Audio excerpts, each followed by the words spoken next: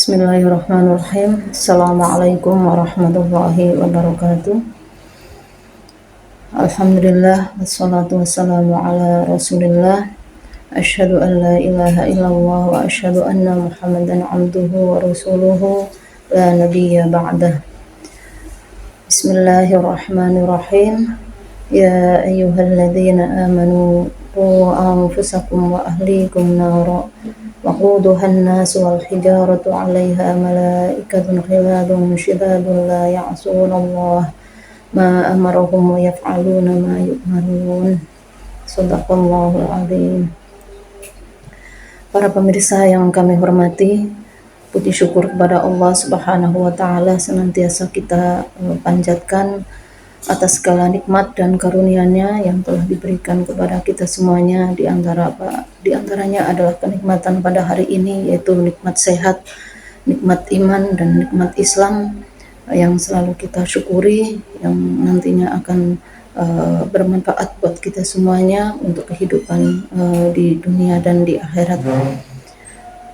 Salawat serta salam semoga selalu tercurahkan kepada junjungan kita Nabi Agung Muhammad Sallallahu Alaihi Wasallam yang selalu menjadi panutan kita dalam bertingkah laku, menjadi panutan kita dalam melaksanakan semua rangkaian ibadah dalam kehidupan kita sehari-hari.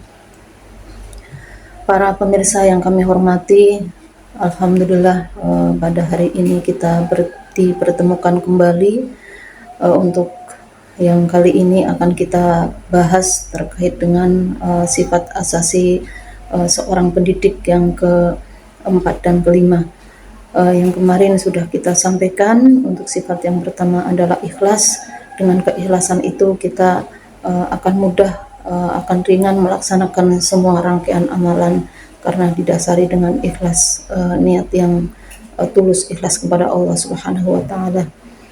Yang kedua dengan ketakwaan. Dengan ketakwaan itu kita akan selalu merasa diawasi oleh Allah Subhanahu wa taala, sehingga dalam beribadah, dalam bertingkah laku kita akan selalu berhati-hati untuk mencapai ketakwaan yang sebenarnya. Kemudian yang ketiga yaitu ilmu pengetahuan, di mana dengan ilmu tersebut kita dapat mendampingi putra-putri kita sesuai dengan dasar teori, dengan dasar keilmuan yang jelas yang semuanya bersumber dari Al-Qur'anul Karim. Kemudian yang keempat yang akan kita bahas pada kali ini, yang keempat adalah sifat santun atau sifat pemaaf, yang barangkali sifat ini adalah merupakan puncaknya sifat keluhuran daripada seorang pendidik yang nantinya akan mampu untuk membimbing putra-putri kita semuanya, baik dalam bertingkah laku, dalam bersikap, atau barangkali dengan lainnya. Sebagaimana difirmankan oleh Allah Subhanahu wa taala di surat Al-A'raf ayat 199, "Khudhil 'afwa wa'mur bil ma'rufi wa'rid 'anil jahilin." Bahwa disebutkan dalam Al-Qur'an tersebut, khudhil 'afwa, maka jadilah seorang yang pemaaf. Wa'mur bil ma'ruf, yaitu dan memerintahkan untuk selalu berbuat kebaikan. Wa'rid 'anil jahilin, dan berpalinglah dari orang-orang yang jahil, dari orang-orang yang bodoh. Itu sebagaimana sudah difirmankan oleh Allah, kita disuruh untuk menjadi orang yang pemaaf, karena di mana pemaaf itu dengan sifat tersebut kita akan selalu bisa memaafkan orang lain manakala orang lain itu mengalami kesalahan.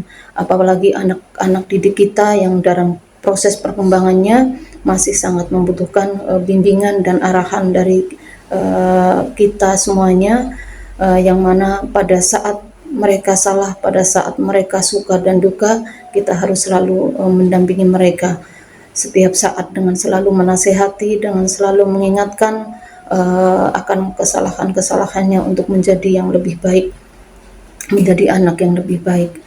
Dan hal itu akan menjadi pengalaman bagi mereka, dan pengalaman yang tidak terhingga, yang tidak terlupakan.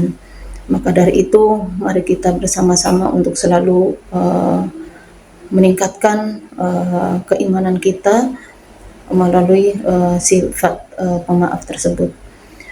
Kemudian yang kelima, sifat yang kelima adalah sikap tanggung jawab, di mana sikap tanggung jawab ini kita sadari semuanya karena anak adalah merupakan amanah dari Allah Subhanahu wa taala, secara otomatis kita harus merasa bahwa pendidikan itu adalah tanggung jawab kita bersama. Karena dengan tanggung jawab itu kita secara otomatis juga akan dengan ikhlas mendampingi mereka, dengan ketakwaan mendampingi mereka, sehingga mereka mampu menjadi pribadi-pribadi yang soleh dan solihah. Barangkali itu yang untuk yang sifat tanggung jawab, barangkali yang harus kita tanamkan pada diri kita masing-masing, sebagaimana sudah difirmankan oleh Allah di surat At-Tahrim, ya ayyuhalladzina amanu qu anfusakum wa ahlikum nara waquduhan nas wal hijarah 'alaiha malaikatun khiladun shidadun la ya'sunallaha ma amarahum wa yaf'aluna ma yu'marun. Disebutkan dalam ayat tersebut kita disuruh untuk menjaga keluarga kita agar senantiasa terhindar dari api neraka. Maka dari itu mari kita semuanya mendidik anak-anak kita sesuai dengan kaidah-kaidah pendidikan yang benar, sehingga anak-anak didik kita akan menjadi generasi yang rahmatan lil alamin. Jangan sampai kita yang menjadi pendidik, menjadi orang tua nanti akan dituntut oleh anak di yaumil qiyamah, yang mana pada hal tersebut seperti diceritakan dalam sebuah hadis, ada anak yang meminta keadilan kepada Allah Subhanahu wa taala. Anak orang tua yang soleh-solehah dimasukkan ke dalam surga, sementara anaknya dimasukkan ke dalam neraka. Maka anak tersebut meminta keadilan untuk atas apa yang menimpanya.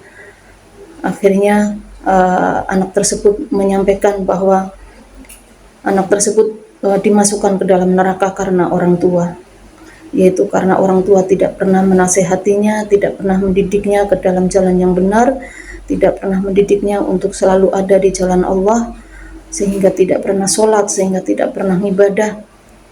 Maka yang akhirnya anak tersebut meminta kepada Allah Subhanahu wa taala untuk meminta keadilan, yaitu yang akhirnya keduanya masuk ke dalam neraka.